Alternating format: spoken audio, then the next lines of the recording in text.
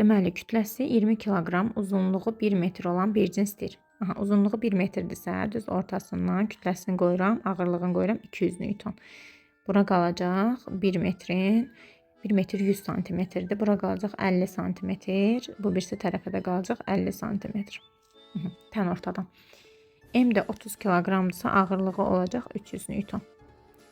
Üfüqi vəziyyətdə tarazlıqda qalması üçün dayaq tilin sol ucundan hansı məsafədə yerləşməlidir?